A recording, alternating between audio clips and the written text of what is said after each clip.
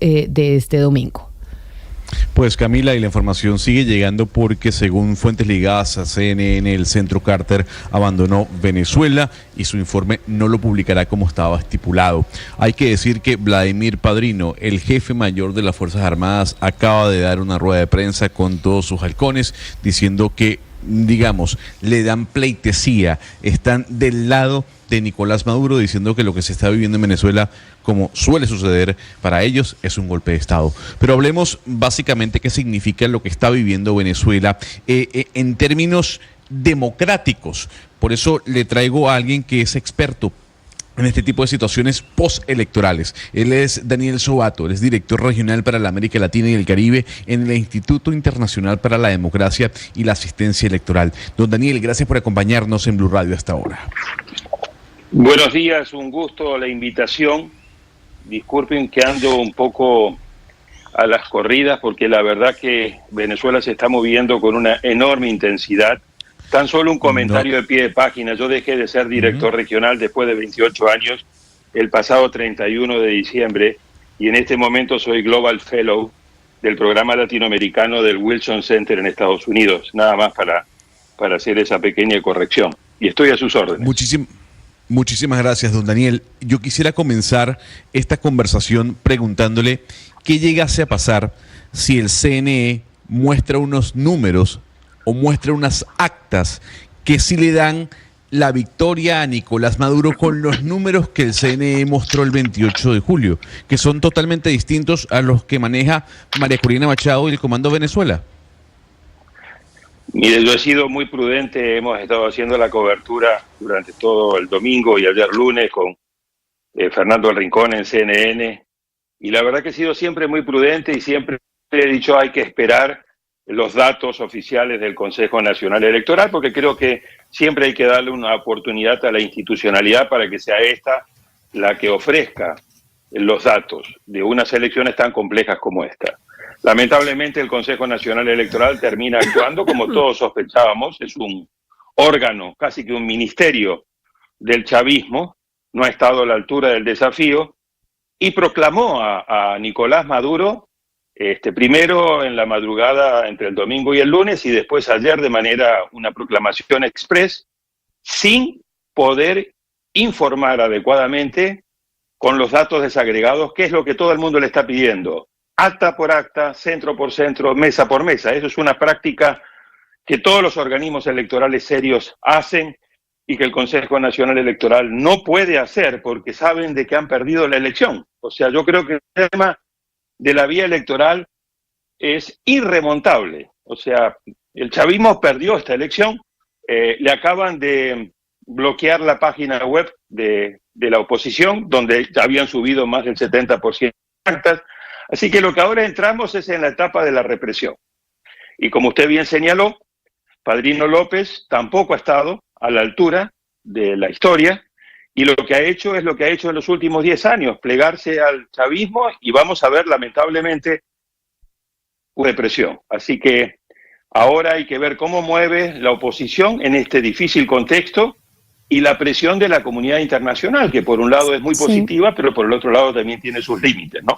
Sí, Daniel, usted junto al señor Juan Gabriel Tocatlán, que es doctor en Relaciones Internacionales, publicó un documento en donde hace una serie de propuestas para darle una salida a esta situación aquí en Venezuela. Ustedes se proponen, obviamente, que se conozcan las actas de manera transparente, que se cree una comisión electoral con apoyo internacional, por supuesto, tiene que estar incluida la Comisión Nacional Electoral de Venezuela, pero también, y me llama la atención y por eso quiero preguntárselo para que nos lo explique. Usted dice, la presión sobre Venezuela no ha salido bien en los últimos años, lo que nosotros proponemos es que haya una distensión. ¿A qué se refieren con eso? Bueno, lo que pasa es que se ha probado todo, o sea, toda la caja de herramientas que hoy existe en materia de transición a la democrática, y acá lo que tenemos que tener muy en claro es el tipo de régimen que estamos enfrentando. Las transiciones clásicas de los fines de los 70, de los 80 y hasta cierto punto de los 90 en América Latina, las elecciones fueron la llave de transición, eran la puerta que uno transitaba para ir de un régimen autoritario a un régimen democrático. Esto no está funcionando. Si bien hay varios casos en el mundo donde las elecciones sirvieron para transitar de un régimen autoritario o de una dictadura a un régimen democrático, la verdad que en América Latina estamos enfrentando problemas gravísimos. Vimos en noviembre del 2021 la elección en Nicaragua, no prosperó. Vemos lo de Cuba, más de 60 años de una dictadura feroz donde las elecciones son una farsa. Y Venezuela, con Maduro, tuvimos elecciones en el 2013, hizo fraude, porque ahí le ganó por 1.5% a Capriles, pero la verdad yo creo que fue más una derrota que un triunfo. En el 2018 no hizo fraude porque la oposición se abstuvo y ahora ha vuelto a hacer fraude. Entonces lo que estamos diciendo es, veamos si podemos inyectar en este complejo escenario algo de racionalidad para ver si se puede buscar una salida negociada que le ofrezca ciertas garantías, o sea, que le baje el costo de salida al régimen autoritario y que le aumente al mismo tiempo el costo de permanencia. Hoy van a hablar Lula y Biden.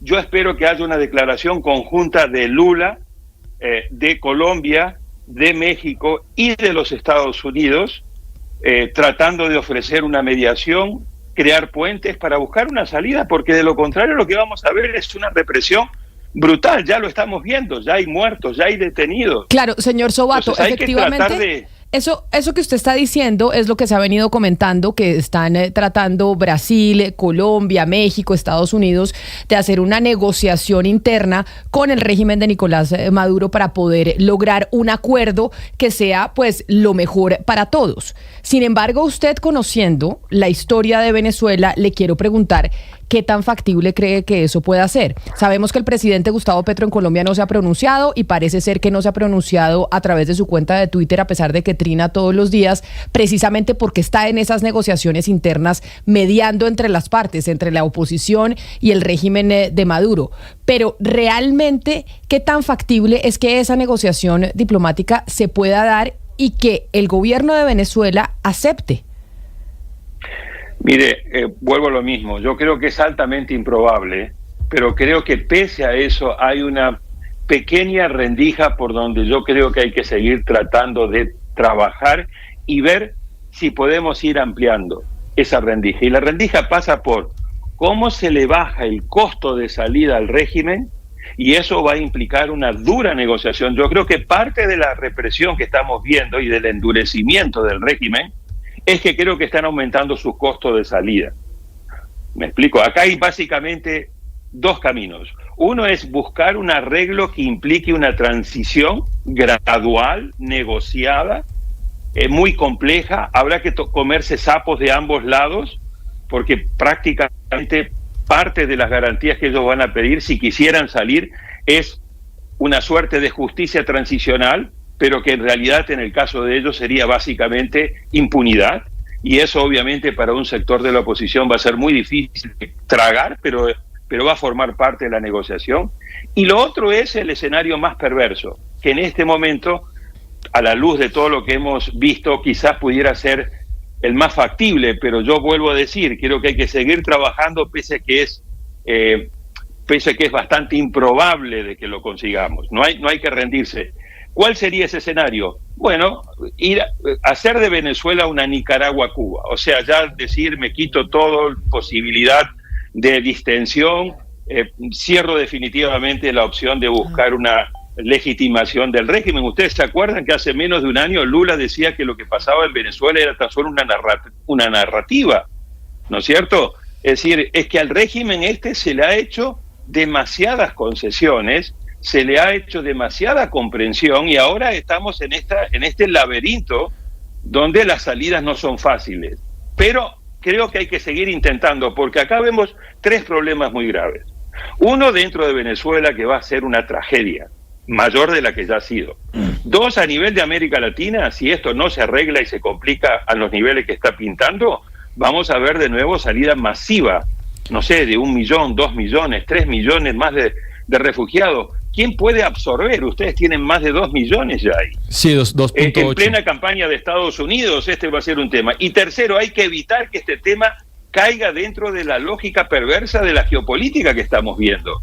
Porque ya vimos que China, ya vimos que Rusia, ya vimos que Irán, ya vimos que Siria han reconocido el triunfo de Nicolás Maduro. Entonces, tenemos que tratar también de evitar de que este tema se nos complique dentro de la geopolítica tan difícil que estamos viendo. Sí, y todavía hay varios organismos y países que no terminan de decidir su posición, y un poco le dicen a Edmundo González y a María Corina, bueno, ver para creer, y por eso quería ir a la rueda de prensa de ayer donde pues dicen que digitalizaron todas las actas. Entiendo yo, doctor Sobato, que las actas tienen como un número único e irrepetible y que eso está asociado con todo el sistema de actas, y es a partir de ahí en donde se puede saber pues que todas esas actas corresponden a las reales. ¿Esto es así? ¿De qué manera? Es así. Claro. El sistema es muy seguro. Lo que pasa, por eso el Consejo Nacional Electoral no está dando las actas, porque es muy difícil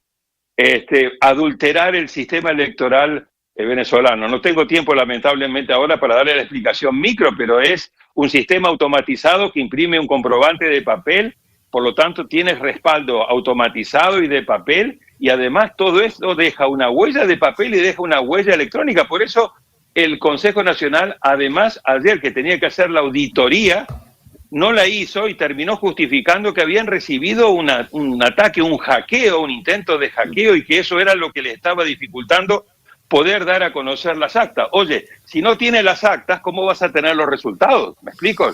Los resultados es la consecuencia de las actas. Así que ahí el Consejo Nacional Electoral, que vuelvo a decir, totalmente chavista, ha entrado en una contradicción que nos demuestra claramente que el chavismo perdió. Yo sé que hay muchos temas técnicos, yo sé que hay muchos temas técnicos, pero hay una cosa que sí me interesa que nos explique de manera breve del sistema. Quería ir a la parte que le dije que hay un número que es como una placa que identifica esa acta. ¿Dónde está el respaldo de esa placa de manera centralizada, donde uno puede corroborar que efectivamente el acta que está subida en el portal que subió la oposición corresponde con esa placa? No sé si me hice entender. Tiene un código, cada acta tiene un código QR. Claro, o sea, no hay manera, ¿me explico? Ahora, yo les pido que no se dejen marear por este mísero detalle técnico, ¿no? O sea, esto ya... Un régimen que hubiese ganado una elección con todo el control que tienen de todas las instituciones, ya habría demostrado a la comunidad internacional, acta por acta, diciendo, miren, acá tenemos todo. O sea, ya han pasado 48 horas. Sí. Yo creo señor que Sobato. el domingo a la noche, le podíamos dar el beneficio de la duda. Y yo se lo di. El lunes en la mañana lo mismo. Ayer incluso, pero hoy ya a esta altura... Ya el tema electoral se cerró. El tema es ahora una negociación política muy difícil, que es donde yo creo que los países, incluido Colombia, van a estar poniendo su mayor prioridad. Justo quería hablar de esa negociación política, señor Sobato, que usted estaba planteando. Dice que ambas partes se tendrán que tragar muchos sapos, pero que hay que hacerla. Sin embargo, con esta rueda de prensa que acaba de dar Padrino López, donde habla de una unión cívico-militar policial, donde le dan todo el apoyo al régimen de Nicolás Maduro, ¿usted ve posible que esto suceda, que haya posibilidad o espacio para una negociación política? Le vuelvo a decir, es altamente improbable. Si me pide... cuantifíqueme, yo diría que estamos 90-10 en contra, pero tenemos un 10%. Y las consecuencias van a ser tan graves para Venezuela, para la región, para Estados Unidos, que tiene unas elecciones el 5 de noviembre, donde el tema migratorio es uno de los temas centrales, y para la geopolítica mundial. Entonces, hay que hacer la mayor cantidad de esfuerzos. Había un gran... intelectual alemán que trabajó mucho sobre América Latina que se llamaba Hirschman, y Hirschman decía, hay que poner énfasis más en lo posible que en lo probable. Lo probable es que esto no vaya a ningún lado, pero hay que tratar de ver dónde están ciertas rendijas, y hay que interpretar que este endurecimiento del régimen tiene dos lecturas. Una es, me voy a quedar acá, cueste lo que cueste, voy a matar a los que tenga que matar, voy a reprimir todo lo que tenga que reprimir, y me cierro y busco el apoyo de Rusia, de China, de Irán, etcétera, y dentro de la región fundamentalmente de Cuba. O sea, hago de Venezuela una Nicaragua y una Cuba.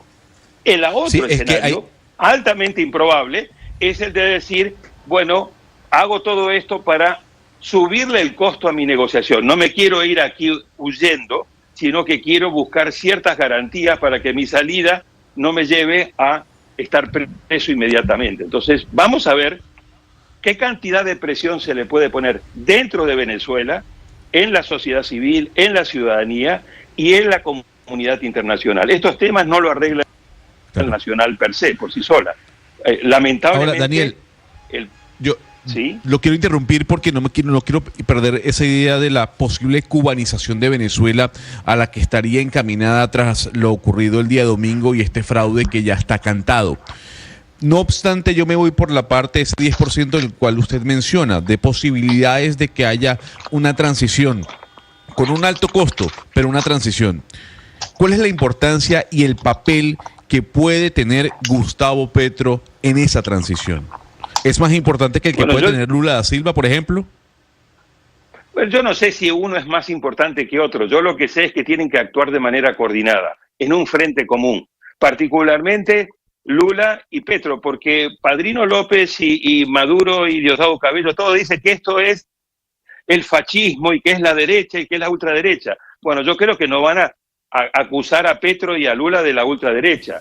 Y segundo, tiene que ser gente que también le pueda hablar con cierto nivel de confianza, porque ambos regímenes y ambos presidentes le han ayudado demasiado a Maduro.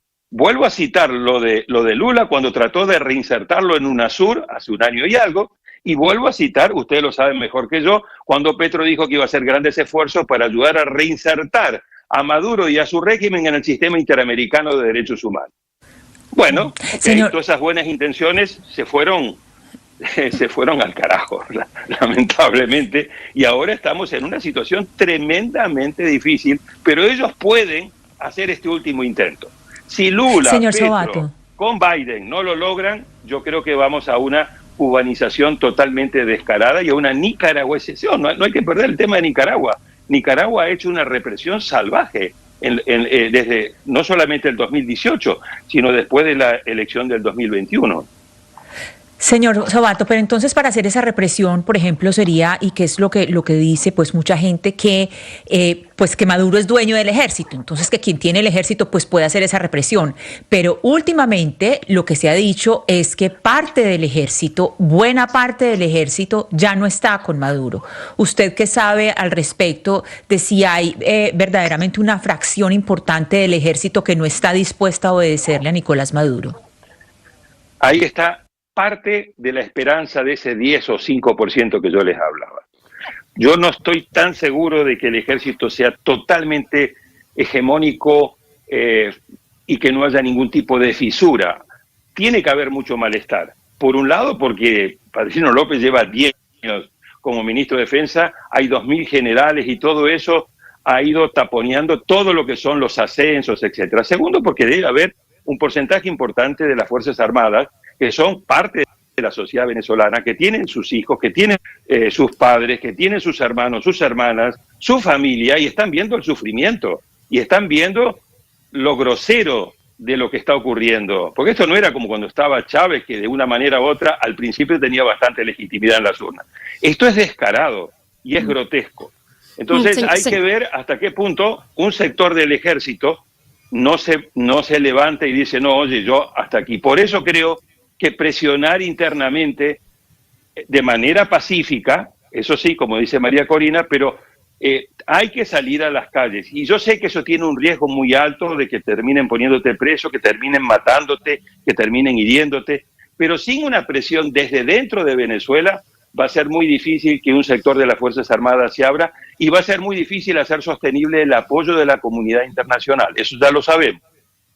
Justo quería hablar sobre la posición que deberían tomar los venezolanos dentro de Venezuela, señor Sobato, porque había hace algún tiempo dos miradas. Una, a buscar salidas dialogadas, tratar de hacer una negociación con el régimen de Nicolás Maduro, etcétera, etcétera. Y otra visión era, muchos pedían, sobre todo desde afuera de Venezuela. Yo en ese entonces estaba en Miami, lo escuchaba mucho, una invasión a Venezuela.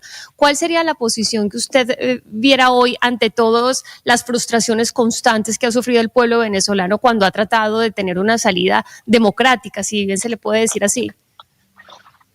La salida de este tipo de regímenes además de ser complejas, son muy largas.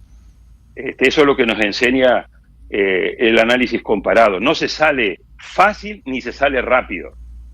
Pero por el otro lado, yo creo que seguir soñando, me acuerdo cuando estaba el presidente Trump, decía, todas las opciones están sobre la mesa.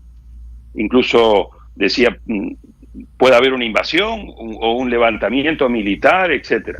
Yo creo que internamente, y particularmente a la última etapa, la oposición, liderada por María Corina, entendió de que el problema de Venezuela tiene que ser resuelto en Venezuela por los venezolanos, y apostaron a esta ruta de tratar de disputar con el régimen en unas elecciones que eran totalmente irregulares, que eran totalmente a favor del régimen, pero pese a ello dijeron, creo que hay una posibilidad de que le ganemos electoralmente, le ganaron, y que eso abra un proceso de negociación.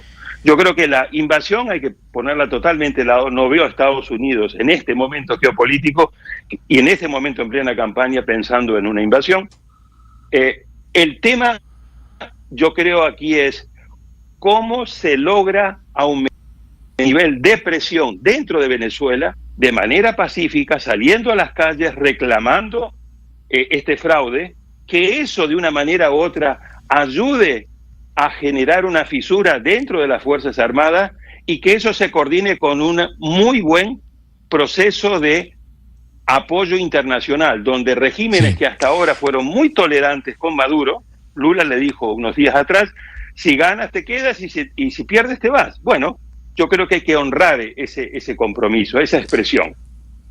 No va a ser fácil, es altamente improbable, pero creo que en este momento es lo único que nos queda para seguir tratando de empujar y evitar de que Venezuela ya escoja esta ruta, que es la cubanización, y una suerte de convertir también a Venezuela en esta suerte de Nicaragua. Usted, señor Sobato, usted habla de un proceso usted habla de un proceso de negociación. ¿Eso obligatoriamente implica la salida de Venezuela, Nicolás Maduro? ¿Hacia dónde iría? ¿Quién lo recibiría? ¿Con qué condiciones? ¿Y quiénes lo podrían acompañar? Eso, bueno, ¿quiénes lo podrían? El tema del tamaño del Arca de Noé, para ver quién se subiría en eso junto con Maduro, es un tema que habrá que ir determinando. No se pueden subir todos, pero tampoco se puede subir solamente Maduro. Así que ese es uno de los temas importantes en la negociación.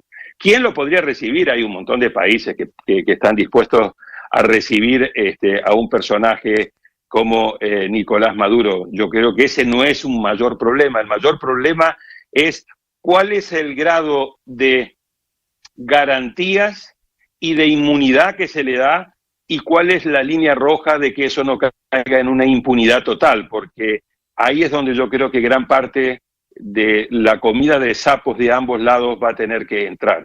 Pero para llegar a eso, yo creo que todavía falta bastante presión de Venezuela y de la comunidad internacional. Y quiero dejar este mensaje central. La experiencia comparada demuestra que la comunidad internacional es condición necesaria para buscar un arreglo, pero no es una condición suficiente. Estos temas se resuelven dentro de los países, entre los venezolanos, y ese es el grado de complejidad que vamos a ver en los próximos días, porque la represión tiene un objetivo central: asustar y amenazar a la gente para desmovilizarlo, y a partir de ahí de nuevo imponer un control absoluto. Hay que tomar en cuenta que también estaban previstas elecciones en este año 2025 que viene, legislativas y regionales, porque estas eran únicamente elecciones presidenciales. Todo esto, si no se logra un mínimo acuerdo y una mínima negociación, yo creo que ya está totalmente descartado, y vuelvo a decir, el régimen se va a cerrar de una manera brutal, peor de lo que ya hemos visto en los últimos años con Maduro, y eso vuelve a traer el problema de un gran sufrimiento dentro de Venezuela y de una salida masiva de venezolanos, y eso va a traer mayor complejidad en materia de flujos migratorios y de recalco. El tema geopolítico global no hay que descartarlo, ese puede ser. Además a eso se puede inventar el régimen alguna distracción en algún momento, un conflicto de reactivar por el Esequibo con Guyana. O sea que todavía el régimen tiene muchas opciones para, si es que decide ir a una mesa de negociación, para tener una salida lo menos perjudicial para ellos. Pues es Daniel Sobato, exdirector regional para América Latina y el Caribe en el Instituto Internacional para la Democracia y Asistencia Electoral. Y hoy me quedó claro, señor Sobato, fellow en el Wilson Center en Washington. Mil gracias por su claridad frente a la situación de Venezuela. Creo que contar con voces como la suya le abren a uno al panorama de realmente qué es lo que puede suceder en ese país y cuál es el futuro para América Latina, porque esto no es solo una situación que afecte a Venezuela, sino a todo el continente. Mil gracias por habernos atendido. Al contrario, Camila, gracias a ustedes. Dos cositas nada más. Número uno, en este momento todos los escenarios están abiertos y el más probable es que vamos a ver un aumento muy fuerte de la represión. Y el segundo, acá hay una tragedia que además de una tragedia de democracia, hay una tragedia humana muy grande. O sea, hay un grado de emocionalidad, de sufrimiento que realmente también está afectando muchísimo la solución a esta gravísima crisis. Estamos viendo el sufrimiento de mucha gente a la cual le han vuelto a cortar la esperanza de no solamente no tener que irse del país, sino de la posibilidad de poder regresar a Venezuela. Y realmente el elemento de emocionalidad creo que es un elemento que hay que tomar cuenta siempre en el análisis de esta muy grave crisis. Muchas gracias, señor Daniel Sobato, aquí en los micrófonos de Blue Radio, hablando de eso, de lo que sucede en Venezuela, que sin duda alguna es